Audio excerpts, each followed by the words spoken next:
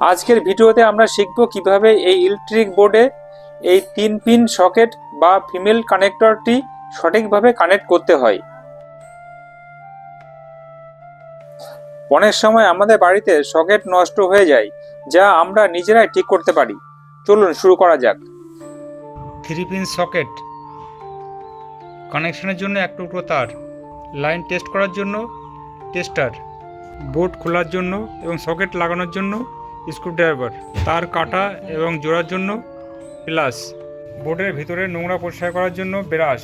আমার হাতে দেখতে পাচ্ছ একটা 3 পিন সার্কিট। আর এই যে সার্কিটের পিছন দিকে দেখো, এই যে এন লেখা রয়েছে, এই এল লেখা রয়েছে, আর এন লেখা রয়েছে, আর এই আর্থিংয়ের চিহ্ন রয়েছে। এই যে আর্থিংয়ের চিহ্ন, এটা আর্থিংয়ের তার লাগাতে হবে। আর এন মানে নিউট্রালের তার লাগাতে হবে। আর এল মানে ফেজের তার লাগাতে হবে, মানে যেই তারে কারেন্ট আছে সেই তারটা এখানে লাগাতে হবে। আর যে তারটা নিউট্রাল সেটা এখানে লাগাতে হবে, আর আর্থিংয়ের তারটা এখানে লাগাতে হবে। বুঝতে পারলে? ভালো করে দেখে নাও। দেখো, আমি ক্লোজ আপ করে দেখাচ্ছি।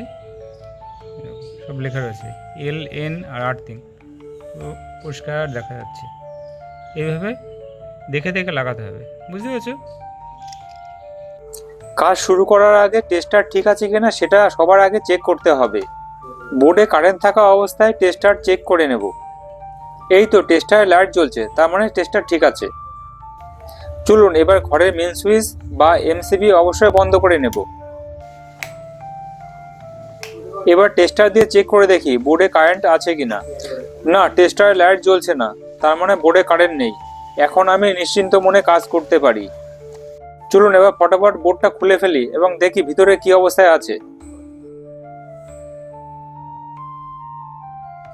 ওরে বাবা, দেখুন বন্ধুরা, বোর্ডের ভিতরে কি নোংরা, মাকড়সার জাল বেঁধে বসে আছে। ব্রাশ দিয়ে নোংরাগুলো পরিষ্কার করে ফেলি। দেখুন, ব্রাশ দিয়ে পরিষ্কার করার পরে বোর্ডটা কত সুন্দর পরিষ্কার হয়ে গেছে, একদম ঝকঝক করছে। এবার খারাপ হয়ে যাওয়া সকেটটি বোর্ড থেকে খুলে ফেলি। টেস্টার দিয়েই আমি বোর্ড থেকে এই খারাপ হয়ে যাওয়া সকেটটি খুলে ফেলছি।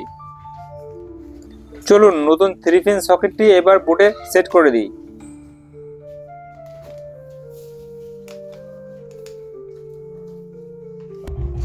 উপরে এবং নিচে দুটি স্ক্রু লাগিয়ে সকেটটি বোর্ডে সেট করে দিলাম ফাইনালি। এবার আগের নষ্ট হয়ে যাওয়া সকেট থেকে প্লাস এবং মাইনাসের তারগুলো খুলে নেব। এবার এল পিনে ফেজ লাগাতে হবে আর এন পিনে নিউট্রাল লাগাতে হবে, আর যেটা আর্থের চিহ্ন রয়েছে সেটা আর্থিং লাগাতে হবে।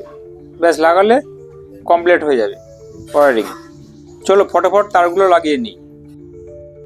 ফাইনালি নেগেটিভ এবং পজিটিভ তার লাগানো হয়ে গেছে, কিন্তু আর্থিংটা বাকি রয়েছে। আমাদের এই বোর্ডে আর্থিং নেই বলে লাগাতে পারলাম না। এবার স্ক্রু দিয়ে টাইট করে বোর্ডটা ভালো করে লাগিয়ে নিই। ফাইনালি সব স্ক্রুগুলো লাগানো হয়ে গেছে, বোর্ডটা ভালোভাবে সেটিং হয়েছে। এবার এমসিবিটা অন করে দেব। এবার বোর্ডে টেস্টার দিয়ে চেক করে দেখি লাইন এসেছে কিনা। এই তো লাইট জ্বলছে, তার মানে সব সাকসেসফুলি কমপ্লিট হয়েছে।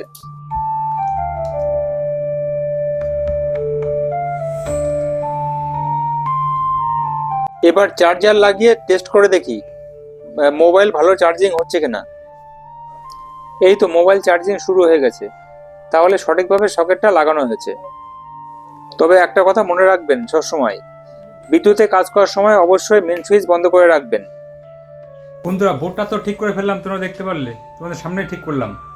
তো তোমরা এইভাবে যদি তোমাদের বাড়িতে বোর্ড খারাপ হয়ে যায়, কারেন্টের বোর্ড, তাহলে তোমরা নিজেরা এইভাবে ঠিক করে নিতে পারবে।